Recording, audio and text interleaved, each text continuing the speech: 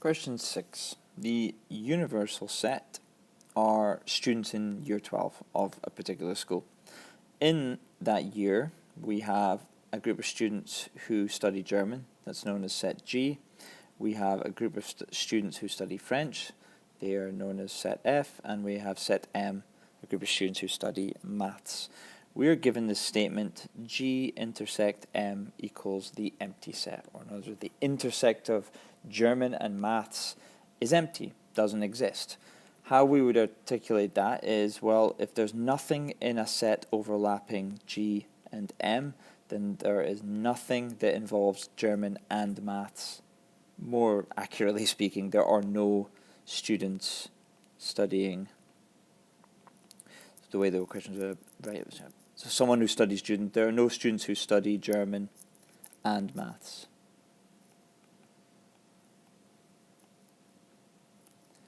Otherwise, we would have had a number for that. Part 2. Preeti is a student in year 12. Preeti is not an element, that's what that means, and not an element of F. Basically what that tells us is Preeti does not study French, because she's not in that set. Part B. The set A is given as 2, 4, 6, 8, 10. The intersection of A and B is given as 2 and 4. And the union of A and B, or A or B, is 1, 2, 3, 4, 6, 8, 10. List all the members of set B. Now, there's more than one way of doing this. I think the best way of doing this is to draw a Venn diagram.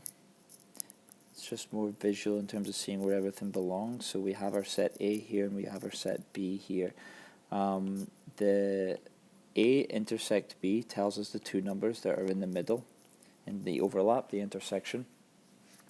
What we can see from this is that the rest of this has to contain all the other numbers that aren't 2 and 4, because 2 and 4 are already accounted for in the middle. So these here, we don't need to put in the green area because of the fact that 2 and 4 is already there.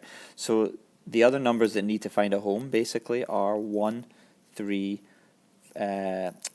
right, 4 there, 1, 3, 6, 8, and 10. Okay, so 1, 3, 6, 8, and 10 need to find a home in one of those green bits. What we're then given also is that A is 2, 4, 6, 8, 10. So in this needs to go 2, 4, 6, 8, 10. Well, we have 2 and 4 already accounted for, which means 6, 8, and 10 has to go here.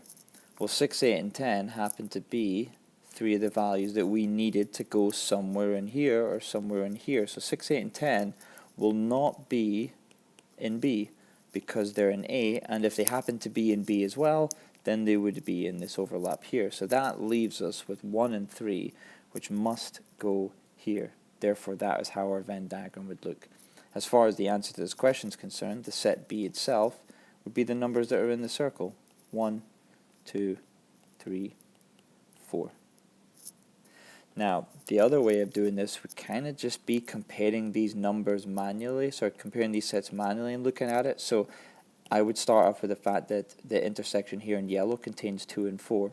So when we look at A union B, 2 and 4 are already accounted for, so I don't need to look at them right now. Then it would be a case of looking at set A there in pink and scoring off the ones that appear in it, because as far as the union is concerned, if they happen to be in any of these two, then we don't need to think about them as far as the B only bit. So I would then say, oh look, there's a 6 there, so I could score that out. There's an 8 there, so I could score that out. And there's a 10 there, so I could score that out. Which means the B only section would be 1 and 3. So if 1 and 3 is in the B only section like we have here, and 2 and 4 are in the B section that overlaps with A, then putting them together, 2, 4, 1, 3 would also give us the same result. But my recommendation would be drawing a Venn diagram. It's much easier to see things visualize it in terms of putting it in its place.